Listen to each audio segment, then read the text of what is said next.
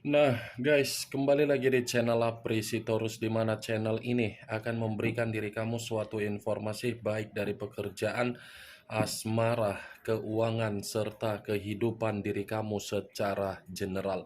Sebelum saya memberikan suatu informasi dari berbagai aspek yang barusan saya katakan tadi, saya juga mengingatkan kepada teman-teman, informasi yang saya berikan terhadap diri kamu bukan suatu acuan untuk kamu ambil dan untuk kamu terima.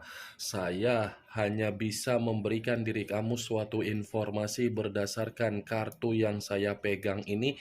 Diri kamu hanya bisa berencana terhadap kehidupan kamu, akan tetapi di balik dari informasi dan perencanaan tersebut, lagi-lagi yang menentukan adalah Sang Pencipta. Sebelum saya mengambil satu persatu kartu yang saya pegang ini secara acak, saya juga mengingatkan kepada teman-teman apabila ketemu dengan channel saya agar menekan tombol subscribe-nya dan menyalakan loncengnya supaya next video saya lebih semangat untuk memberikan suatu informasi baik terhadap kondisi energi kamu, manusia yang selama ini kamu prioritaskan, serta pihak ketiganya. Oke Wak Geng, kali ini saya ingin mengambil satu judul, tetapi judul ini masih ada kaitannya terhadap manusia yang meninggalkan diri kamu.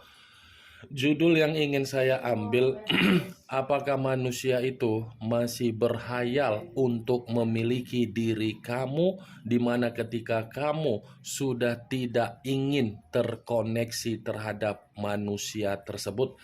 Kita langsung saja.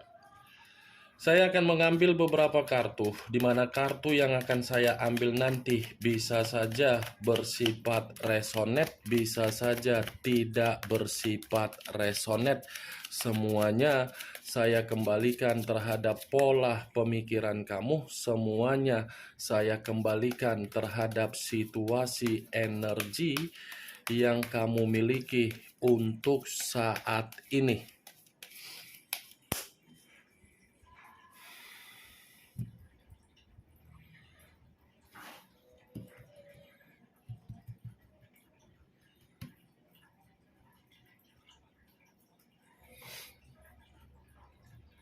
Muncul kartu ini. Sekali lagi saya mengatakan muncul kartu yang saya pegang ini, di mana kemunculan kartu yang saya pegang ini seperti memberikan suatu isyarat atau gambaran yang dimana gambaran tersebut berasal dari kondisi keuangan.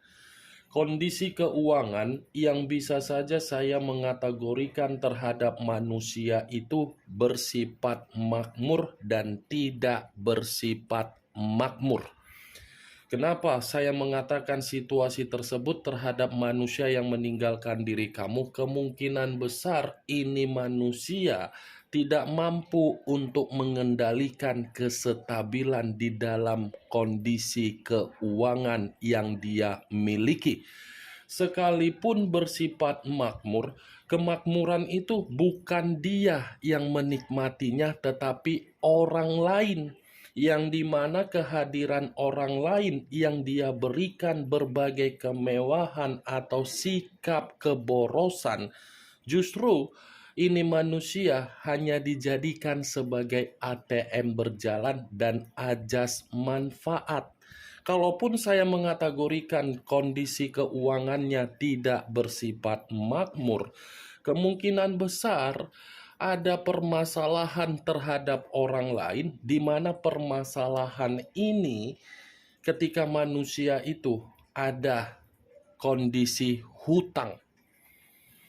Kalau kartu yang saya pegang ini saya kaitkan dengan judul yang saya katakan tadi, apakah manusia itu masih berhayal untuk memiliki diri kamu? Ketika kamu sudah tidak mau untuk terkoneksi, saya mengategorikan masih.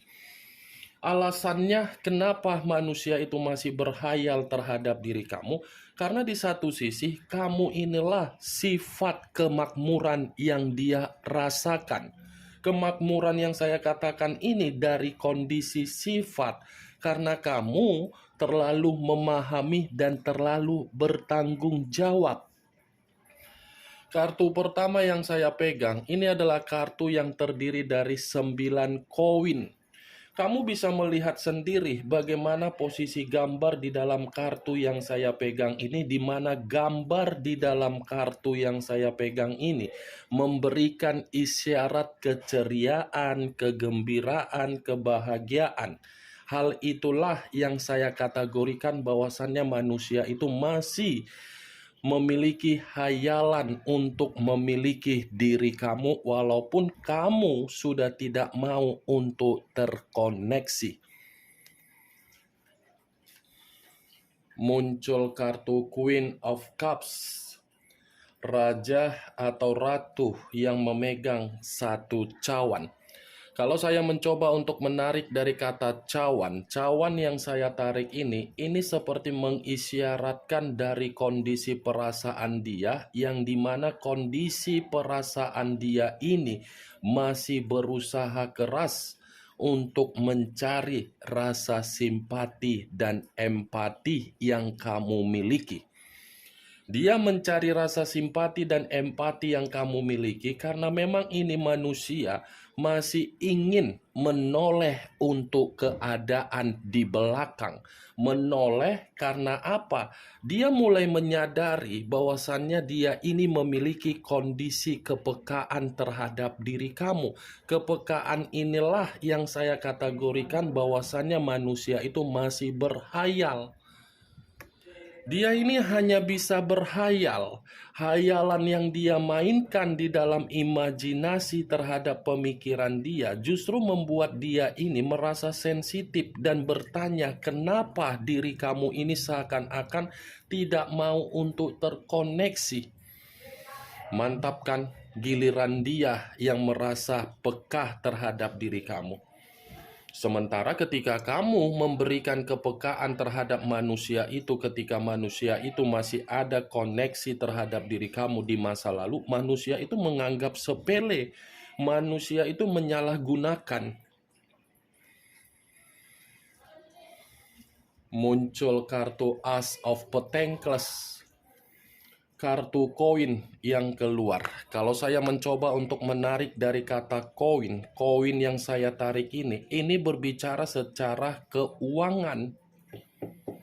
Secara keuangan yang sedang bermasalah, bukan bersifat makmur.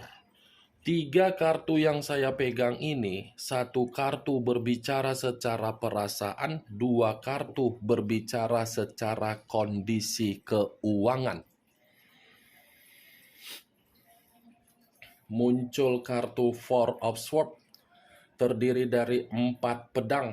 Kalau saya mencoba untuk menarik 1 pedang dari ke-4 pedang yang saya katakan tadi, saya rasa 1 pedang yang saya tarik ini seperti mencerminkan bahwasannya ini manusia, keadaan keuangannya membuat diri dia bersifat frustasi. Ya, bagaimana mungkin tidak bersifat frustasi? Secara karakter, dia pun tidak bisa mengendalikan kondisi keuangan. Ketika dia tidak bisa mengendalikan keuangan dia, baru dia sadar bahwasannya selama ini saya yang salah. Itu dia wage. Kamu bisa melihat sendiri bagaimana kemunculan kartu yang saya tunjuk ini, posisi gambarnya. Seseorang yang hanya bisa tertidur, tetapi tertidur ini memiliki pemikiran yang begitu sangat melelahkan, memiliki pemikiran bagaimana caranya agar bisa kembali terhadap kondisi di masa lalu, sementara kondisi di masa lalu tidak menginginkan kedatangannya.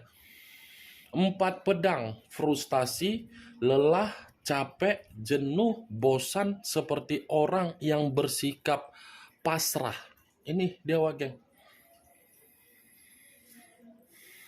Muncul kartu Five of Swords, terdiri dari 5 pedang, Tadi 4 pedang, sekarang giliran 5 pedang.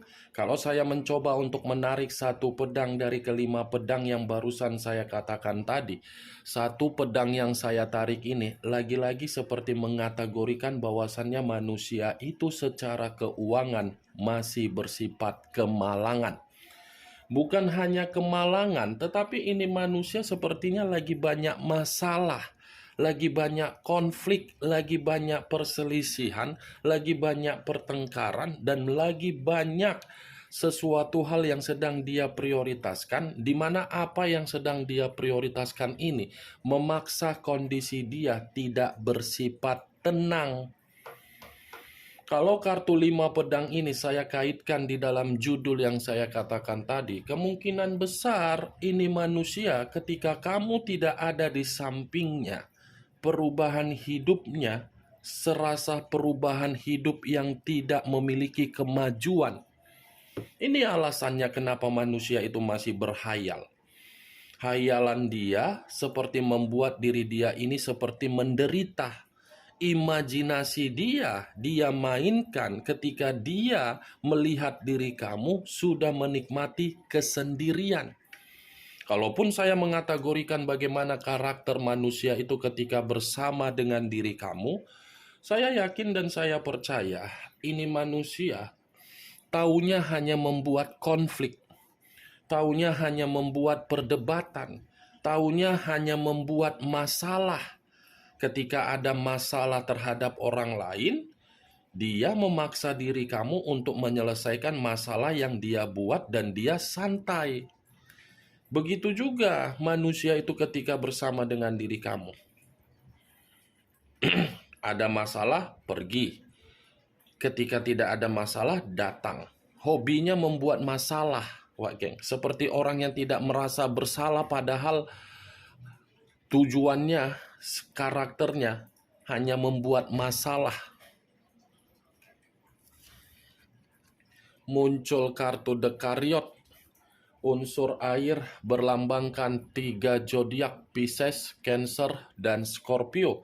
Kalau saya mencoba untuk mengesampingkan ketiga zodiak yang barusan saya katakan tadi, keluarnya kartu Dekariot ini seperti mengategorikan keputusan yang dia ambil untuk meninggalkan diri kamu nyatanya membuat diri dia belum bisa move on. Dia belum bisa move on. Dia belum bisa melupakan diri kamu. Kesalahan yang terbesar yang dia lakukan justru membuat diri dia merasa frustasi. Kesalahan yang dia lakukan untuk meninggalkan diri kamu atau memperlakukan diri kamu tidak baik justru membuat diri dia ini takut untuk mengarah terhadap diri kamu. Ya, bagaimana mungkin tidak takut? Secara karakter, dia pasti akan menganggap kedatangan dia akan membuat pertengkaran. Tetapi pertengkaran ini bisa saja datangnya bukan dari diri kamu, dari ruang lingkup kamu. Sekalipun pertengkaran itu datang dari diri kamu dengan kedatangan dia, bisa saja itu adalah luapan dari kondisi amarah kamu karena memang diri kamu tidak mau lagi untuk mendapatkan kondisi yang bersifat toksik. Dekariot, Wak Geng. Saya mengakui ketika manusia ini berkomunikasi terhadap diri kamu, komunikasi itu bersifat kasar. Tidak ada tutur kata yang bersifat sopan. Selalu ngata-ngatain kamu, selalu memberikan pendengaran yang tidak baik untuk diri kamu. Kalaupun ada komunikasi yang bersifat sopan, itu karena apa? Ada keinginan yang dia cari dari diri kamu. Kalau dia sudah mendapatkan keinginan dia, ya dia pergi saja. Penuh dengan kebohongan, tidak pernah berbicara jujur, tidak pernah berbicara secara terus terang, bersifat dia yang pergi, dia yang ingin memperbaiki. Muncul kartu Nine of Wands, terdiri dari 9 tongkat. Kalau saya mencoba untuk menarik satu tongkat dari ke-9 tongkat tersebut, Satu tongkat yang saya tarik ini pun seperti mengisyaratkan bahwasannya ini manusia seperti merasa kondisinya ketakutan. Seperti orang yang benar-benar lagi waspada. Ada sesuatu hal yang membuat ini manusia seperti merasa ketakutan. Saya tidak bisa memastikan apa yang membuat diri dia ini merasa ketakutan, tetapi kalau saya kaitkan dengan perkataan yang saya ucapkan tadi, perihal hutang piutang atau kondisi keuangan dia, itu kemungkinan besar ada kaitannya.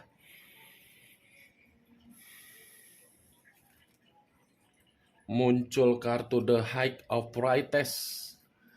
The High of Priestess yang selama ini saya kategorikan sebagai kartu yang mengarah terhadap kata pendeta. Pendeta dalam arti apa? Kalau saya kaitkan dengan judul yang saya katakan tadi, ini manusia memang masih berhayal terhadap diri kamu.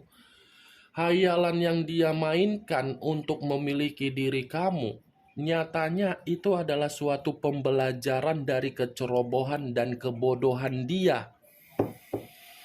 Saya mengakui, Wageng, dia itu meninggalkan diri kamu bukan berarti tidak merenungi kebodohan dia. Dia merenungi, tetapi dia tidak bisa untuk datang terhadap diri kamu karena kesalahan itu sudah fatal. Sudah fatal, Wageng. Muncul kartu The Hangman. Posisi seseorang yang diikat tetapi posisinya terbalik, kepala di bawah, kaki di atas. Kalau saya mencoba menarik kepala di bawah ini bisa saja saya mengategorikan manusia itu masih ingin memprioritaskan diri kamu dari kondisi kesabaran. Dia masih ingin menuju terhadap diri kamu dan dia tidak memperdulikan ini. Bagaimana kondisi yang akan dia terima, baik itu dia ketakutan, baik itu dia bertengkar, dia tidak memperdulikan. Giliran dia yang tidak peduli resiko yang akan dia terima ketika dia ingin memiliki kamu. Ketika diri kamu diperlakukan dengan sikap karakter yang begitu sangat keras kepala, kamu tetapkan bertanggung jawab terhadap manusia itu. Itulah, Wageng, ini ada hubungan timbal balik yang seakan-akan membuktikan manusia itu tidak ada apa-apanya ketika kamu menjauh. Itu dia, Wageng. Bayangkan saja kondisi diri dia yang akan datang tetapi posisi kepala di bawah. Berarti kan harga diri dia rendahkan, kondisi keegoisan dia kurangi hanya demi diri kamu. Muncul kartu Five of Pentacles. Terdiri dari 5 koin. Kalau saya mencoba untuk menarik satu koin dari kelima koin tersebut, satu koin yang saya tarik ini lagi-lagi seperti menggambarkan bahwasannya ini manusia memang lagi menderita tanpa diri kamu. Lagi menderita ini manusia tanpa diri kamu. Wah, geng, dari kondisi keuangan saya pun mengatakan iya penderitaan. Dari kondisi kesehatan saya mengategorikan ini manusia lagi drop. Kamu bisa melihat sendiri nih, tertidur dengan kondisi mata menangis. Mata yang menangis karena apa ya? Kebodohan dia. Seharusnya dia terima resikonya ketika dia sudah mengambil satu keputusan untuk meninggalkan diri kamu. Tidak usah harus berpikiran apa dan bagaimana untuk merenungi kebodohan. Kan dia yang mengambil keputusan, bukan kamu. Ya kan, Wageng? Kemunculan kartu Five of Pentacles sebagai kartu terakhir yang ingin saya katakan terhadap diri kamu dan sebagai kartu kesimpulan yang ingin saya sampaikan terhadap diri kamu. Bagaimana, Wageng, dari apa yang barusan saya katakan tadi? Apakah bisa masuk secara logika kamu atau tidak? Ya, kalau menurut diri kamu bisa masuk secara logika kamu, ya silakan angkat. Tetapi kalau menurut diri kamu tidak bisa masuk secara logika kamu, ya tidak usah kamu angkat. Anggap apa yang saya katakan tadi hanya sekedar gibahan yang tidak berfaedah, gibahan yang tidak berkualitas, gibahan yang tidak bermanfaat, gibahan yang tidak bermutu. Setidaknya dari kartu yang saya pegang ini, kamu mengetahui apa isi dari kartu tersebut dengan judul yang saya katakan tadi. Ingat, saya tidak memberikan diri kamu suatu bentuk sugesti agar sugesti tersebut bermain di dalam situasi pemikiran kamu. Semua kembali bagaimana situasi pemikiran kamu untuk menyikapi dan merespon apa yang saya sampaikan tadi. Yang positif ambil, yang negatif buang. Sekian dulu informasinya. Salam kartu tarot, salam zodiak.